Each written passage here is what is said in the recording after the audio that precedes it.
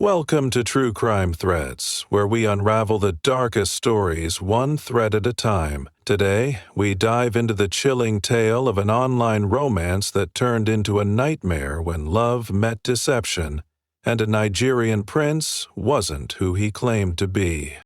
Hazel Carter was a 34-year-old accountant living a quiet, predictable life in a small town in Ohio.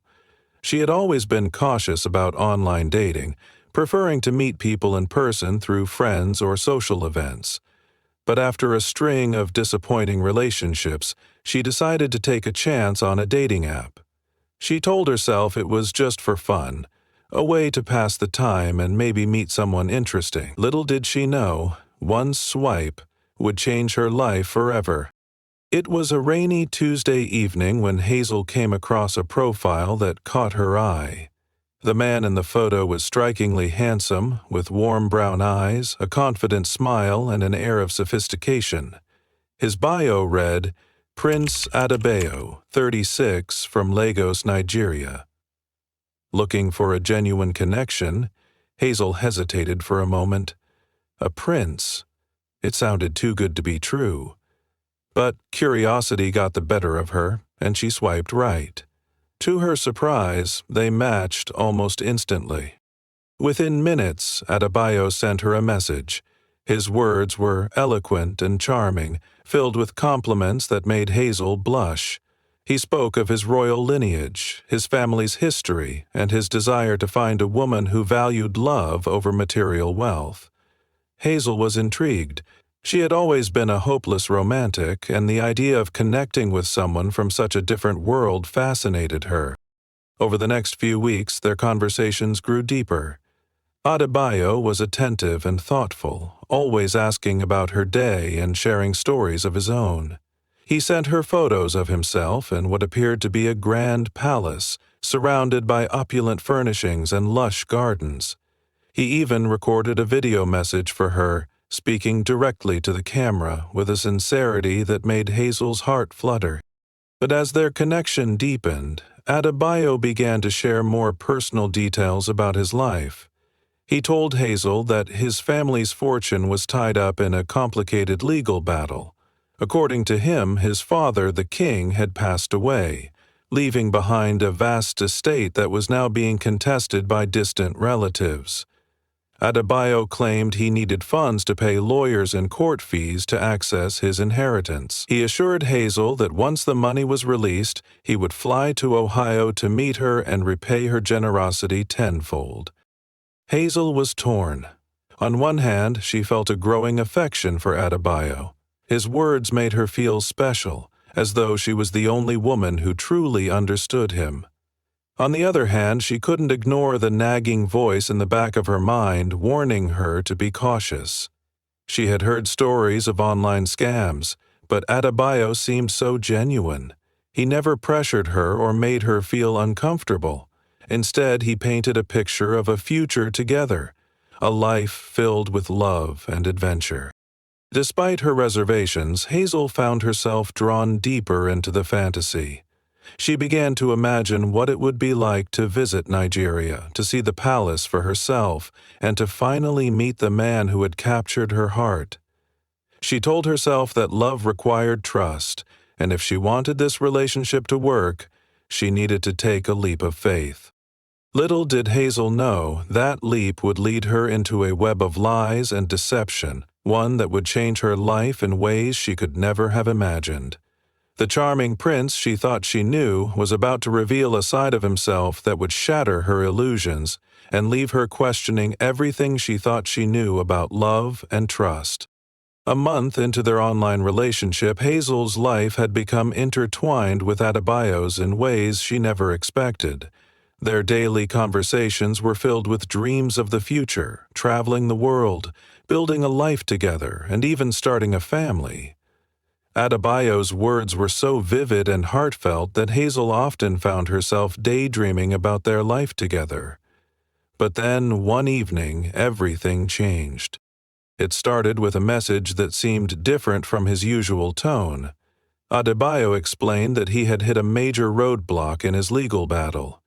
His family's fortune, he said, was locked away in a trust that required a final payment of $5,000 to a lawyer who could expedite the process.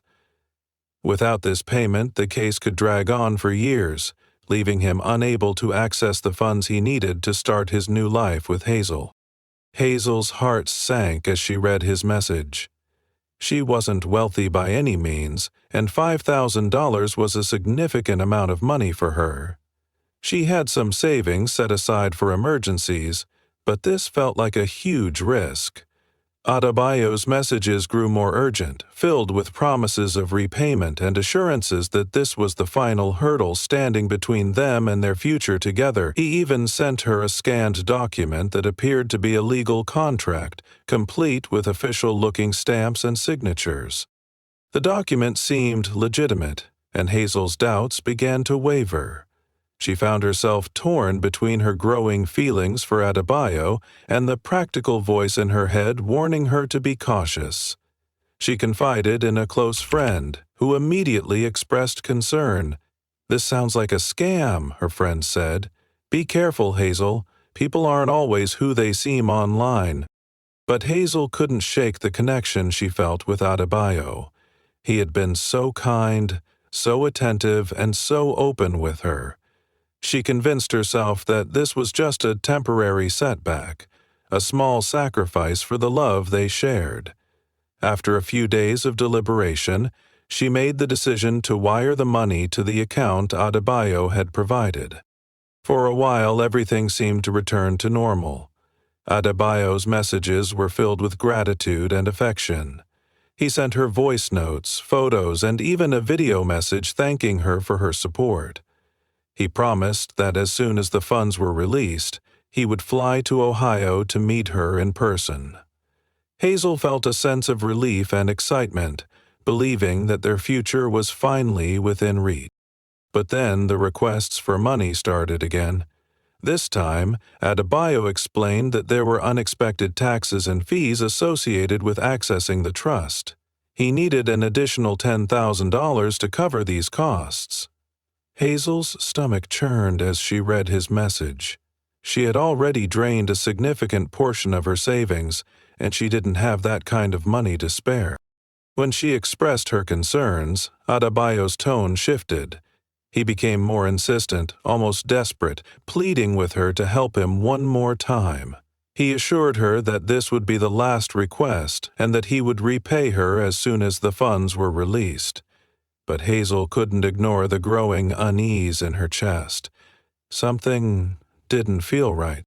She began to question everything: the photos he had sent, the stories he had told, even the legal document she had received. Was it possible that she had been deceived? Hazel's mind raced as she tried to make sense of the situation. She wanted to believe in Adebayo, in the love they had built, but the doubts were becoming harder to ignore. As the days passed, Hazel found herself caught in a whirlwind of emotions. She felt torn between her heart, which still longed for the fairy tale romance she had dreamed of, and her mind, which was screaming at her to wake up and see the truth. Little did she know, the truth was far more shocking than she could have ever imagined, and the man she thought she loved was about to reveal a side of himself that would leave her heartbroken and betrayed. Hazel's unease grew with each passing day.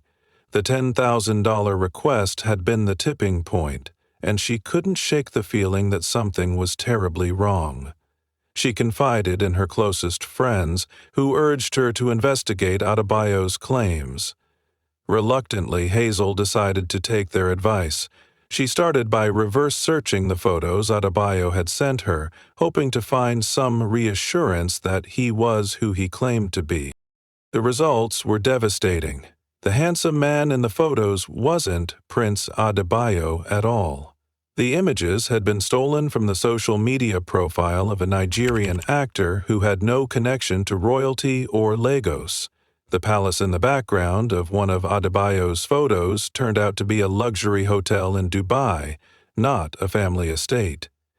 Hazel's heart sank as she realized the depth of the deception. Panicked, she confronted Adebayo, sending him a message demanding an explanation, but instead of responding, he blocked her on all platforms, the dating app, WhatsApp, and even the email address he had used to send her the legal documents. Hazel felt a wave of nausea as the reality set in. She had been scammed. The man she thought she loved, the future she had dreamed of, was nothing more than an elaborate lie. Devastated and humiliated, Hazel reported the scam to the authorities. She provided them with all the information she had, the bank account details, the photos, and the messages, but the news wasn't encouraging. The account she had wired the money to was untraceable, and Adebayo's identity was a complete mystery. The authorities explained that these types of scams were common, often orchestrated by sophisticated criminal networks operating out of Nigeria. Recovery of the funds was nearly impossible. Hazel felt a mix of anger, sadness, and shame. She replayed every conversation, every message, trying to pinpoint the moment she should have known better. But Adebayo had been so convincing, so skilled at manipulating her emotions. He had preyed on her vulnerability, her desire for love and connection, and turned it into a weapon against her. As the weeks turned into months, Hazel tried to move on with her life. She deleted the dating app and avoided online relationships altogether. But the experience left a lasting scar. She found it hard to trust people, always wondering if they had ulterior motives. Her friends tried to comfort her, reminding her that she wasn't alone and that many people had fallen victim to similar scams, but the words did little to ease the pain. Then, one day, Hazel received an email that would change everything. It was from a woman named Chioma, who claimed to be Adebayo's ex-girlfriend. Chioma explained that she had been part of the scam ring but had managed to escape. She revealed that Adebayo was not a prince, nor was he even a single person. The name Adebayo was a persona used by a group of scammers who targeted women across the globe. According to Chioma, the group had amassed a fortune through their schemes, preying on vulnerable women who were looking for love. But the most shocking revelation was yet to come. Chioma claimed that Adebayo had been arrested by Nigerian authorities after one of his victims, a woman from Australia, had committed suicide upon discovering the truth. Hazel's hands trembled as she read the email. She felt a mix of relief and anger. Relief that Adebayo had faced consequences, and anger that it had taken such a tragic event to bring him to justice. But even as she processed the information, a part of her wondered if Chioma's story was true. Could she trust this stranger, or was this just another layer of the scam? The email ended with a warning, "Be careful, Hazel. Adebayo is not who you think he is, and he's not done yet." The words sent a chill down her spine, leaving her with more questions than answers. Little did she know, the story was far from over, and the truth about Adebayo was even more shocking than she could have imagined. The email from Chioma left Hazel in a state of emotional turmoil. She spent days rereading it, trying to piece together what was real and what was just another layer of deception. Chioma's claims about Adebayo's arrest and the tragic fate of one of his victims weighed heavily on her mind. Part of her wanted to believe that justice had been served, but another part couldn't shake the feeling that there was more to the story. Hazel decided to reach out to Chioma, hoping to get more information. To her surprise, Chioma responded almost immediately. Over the course of several emails, Chioma revealed the inner workings of the scam ring. She explained that Adebayo was not just one person, but a persona used by a group of scammers who operated out of Lagos.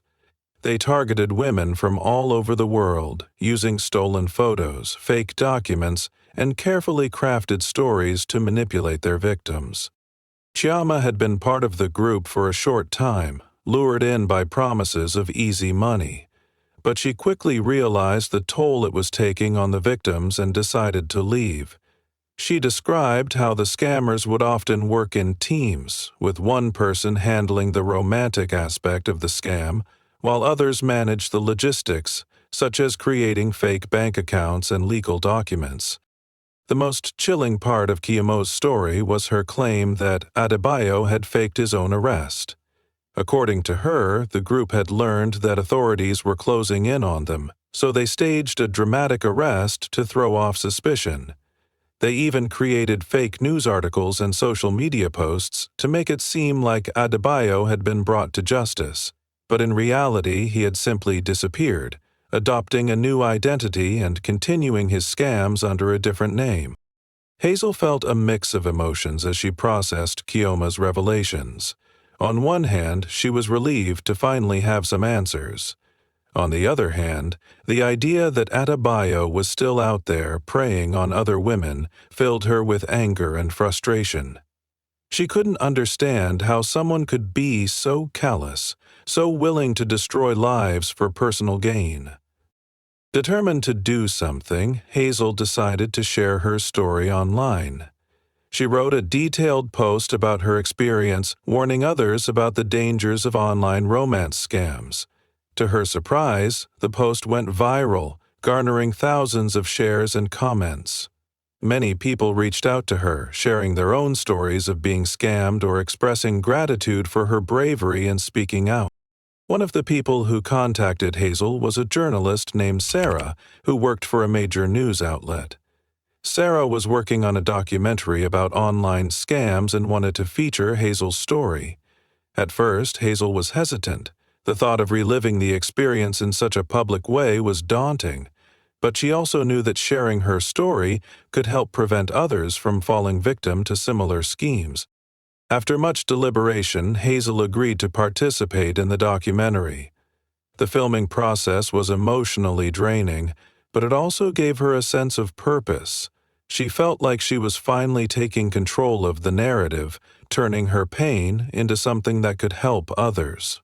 As the documentary neared completion, Sarah shared some shocking news with Hazel. During her investigation, she had uncovered evidence that Adebayo was still active, using a new alias and targeting women in different parts of the world. The staged arrest had been a clever ruse, allowing him to continue his scams without fear of being caught. Hazel was stunned. She had hoped that by sharing her story she could put an end to Adebayo's schemes, but now it seemed like he was more elusive than ever. The documentary ended with a chilling message. Adebayo is still out there, and his victims are still falling for his lies. If you're watching this, be careful who you trust online. As the screen faded to black, Hazel was left with a sense of unease. She had come so far, but the fight was far from over. Adebayo's story was a reminder that the world of online romance was filled with both beauty and danger, and that sometimes the people who seemed too good to be true often were. The documentary featuring Hazel's story aired to widespread attention, sparking conversations about online romance scams and the dangers of trusting strangers on the internet.